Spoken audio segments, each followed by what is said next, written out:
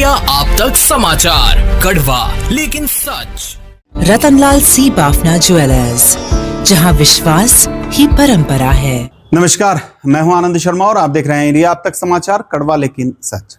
जलगांव में महानगर पालिका के चुनाव संपन्न हो गए।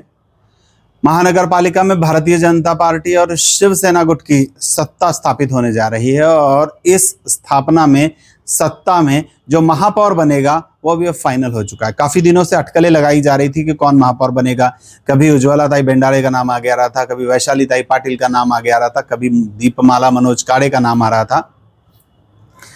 आज यानी सोमवार को मंत्री गिरीश महाजन, मंत्री गुलाब राव पाटिल, इन सभी की एक मीटिंग हुई और इस मीटिंग में ये तय कर दिया गया कि जलगांव का महापौर कौन बनेगा। जलगांव का महापौर बनेंगे दीपमाला मनोज काड़े, ये फाइनल हो चुका है। उप महापौर के पद पर शिवसेना की ओर से मनोज चौधरी का नाम फाइनल कर दिया गया है और अब ये लोग फॉर्म भरे हैं। फॉर्म भरने के बाद अब 6 तारीख को ये सारी चीजें डिक्लेयर हो जाएगी, लेकिन चूंकि पहले से ही ये सब कुछ तय है इसलिए किसी को भी अब ये बताने की जरूरत नहीं पड़ेगी कि किसी तरह का कोई अवरोध या विरोध होगा इस चीज का। अब ये फाइनल फिक्स हो चुका है कि दीपमाला मनोज काड़े जो हैं वो महापौर के कुर्सी पर बैठने वाली हैं। आपल्या मागोल्याप्रमाणे भारतीय जनता पार्टीचा महापौर आणि शिवसेनेचा उपमहापौर असं या ठिकाणी वाटणी झालेली आहे। ते दोघं नावं आमदार गिरीश महाजन यांनी डिक्लेअर करतील। दीपमाला मनोज काड़े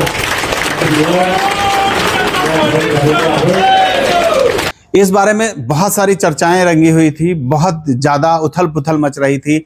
भारतीय जनता पार्टी के अंदर निष्ठावंतों के लिए होड़ चल रही थी कि आखिरकार महापौर पद पर कौन बैठेगा और सोमवार को यह फैसला हो चुका है। अब आने वाले दिनों में ये देखना दिलचस्प होगा कि जो महापौर बनेगा वो अपने सारे लोगों को साथ में लेकर कैसे चलता है, जलगांव शहर का विकास एक साथ लेकर कैसे करता है, और ये सारी बातें हम आप तक पहुंचाते ही रहेंगे। जय हिंद। इंडिया आप तक समाचार, कड़वा लेकिन सच।